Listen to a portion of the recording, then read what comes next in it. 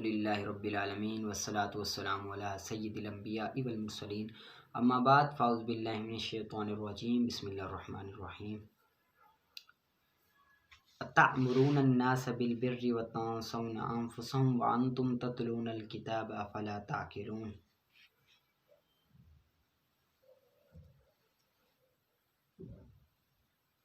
اتأمرون کیا تم حکم دیتے ہو الناس لوگوں کو بالبر نیکی کا، وتنسون اور بھول جاتے ہو انفسکم اپنی جانوں کو، وانتم اور حالانکہ تم تتلون تلاوت کرتے ہو پڑھتے ہو الکتاب کتاب کو، افلا کیا نہیں ہے لا تعقلون تم عقل رکھتے، کیا تم عقل نہیں رکھتے۔ یعنی کہ اس آیت سے مراد بنی اسرائیل کے دوسرے لوگ، وہ خود تو عمل نہیں کرتے تھے، تلاوت کرتے تھے لیکن پڑھتے تھے کتاب کو، لیکن دوسروں کو حکم دیتے تھے لیکن خود عمل نہیں کرتے تھے۔ وَاسْتَعِینُوا بِالصَّبْرِ اور مدد طلب کرو بالصبر صبر سے، وَالصَّلَاةِ اور نماز سے۔ صبر سے کیوں کہا؟ کیونکہ صبر کی وجہ سے قلبی قوت میں اضافہ اور نماز کی برکت سے اللہ تعالیٰ سے تعلق مضبوط ہوتا ہے، اور یہ دونوں چیزیں پریشانیوں کو برداشت کرنے اور انہیں دور کرنے میں سب سے بڑی معاون ہے۔ اسی وجہ سے رب تعالیٰ نے کہا کہ صبر سے اور نماز سے مدد طلب کرو۔ وَإِنَّهَا اور بے شک وہ نماز لَكَبِيرَةٌ ضرور بھاری ہے، الا مگر علی الخاشعین ڈرنے والوں پر، الذین وہ لوگ جو یظنون یقین رکھتے ہیں، انہم کہ وہ ملاقو ملنے والے ہیں، ربہم اپنے رب سے، وانہم اور بے شک وہ الیہ اسی کی طرف راجعون لوٹنے والے ہیں،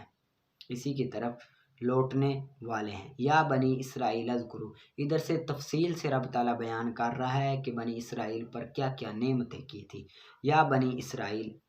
اے اولاد یعقوب، اے بنی اسرائیل اے اولاد یعقوب، اسرائیل حضرت یعقوب علیہ السلام کا دوسرا نام۔ اے اولاد یعقوب اذکروا یاد کرو نعمتی میری نعمتوں کو، التی جو انعمت میں نے انعام کیا علیکم تم پر، وانی اور بے شک میں فضلتکم فضیلت دی، اور بے شک میں نے فضلتکم فضیلت دی تمہیں علی العالمین سارے جہان پر۔ واتقوا اور ڈرو یومن اس دن سے، لا تجزی ڈرو اس دن سے، لا تجزی بدلہ نہ دے گی، نفس کوئی جان، ان نفس کسی جان سے، شیئن کچھ، ولا یقبل اور نہیں قبول کی جائے گی، منہا اس سے، شفاعت کوئی سفارش، ولا یؤخذ اور نہیں لیا جائے گا، منہا اس سے، عدل بدلہ معاوضہ، ولا اور نہ ہم وہ ینصرون مدد کیے جائیں گے۔ اس آیت سے معلوم ہوا کہ قیامت کے دن نہ کافروں کو کوئی کافر نفع پہنچا سکے گا اور نہ کوئی مسلمان ان کی شفاعت کر سکے گا، نہ کوئی مسلمان ان کی شفاعت کر سکے گا۔ ٹھیک ہے، اس کو یاد کر لینا ہے، آگے آپ کریں گردان۔ صرف صغیر ثلاثی مزید فی مثال واوی اسباب تفاعل،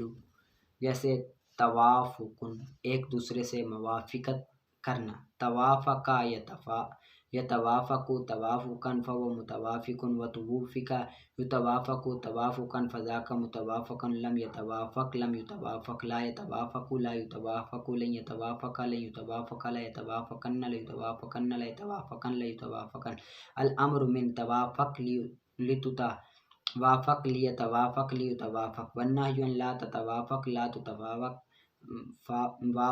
وافق لا یتوافق لا یتوافق، والظرف من متوافق متوافقان متوافقات، والآلۃ من ما به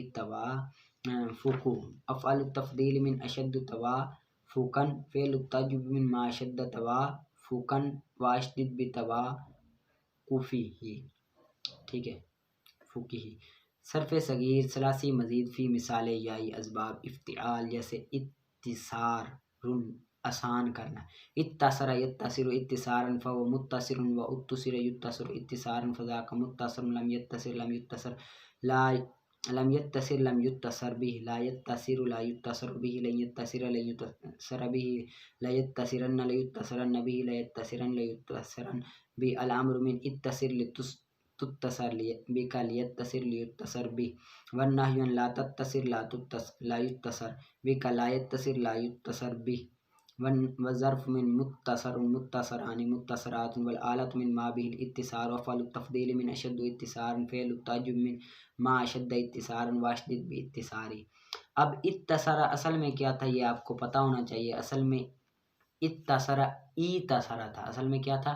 ایتصر۔ آپ نے قاعدہ پڑھا ہوگا کہ باب افتعال کے فا کلمے میں واو یا آ جائے تو واو کو تا کرتے ہیں، تا کا تا میں ادغام کرتے ہیں، تو واو کو یا کو تا کیا اتصر ہو گیا، پھر یا کا یا میں ادغام کیا تو اتصر ہو گیا، ٹھیک ہے۔ یہ قاعدے بھی آپ نے نکال کر آنے ہیں، اور صرف صغیر کبیرے بھی وہ بھی نکال کر آپ نے آنی ہے۔ آگے صرف صغیر ثلاثی مزید فی مثال یائی اسباب استفعال جیسے استیثار آسانی طلب کرنا،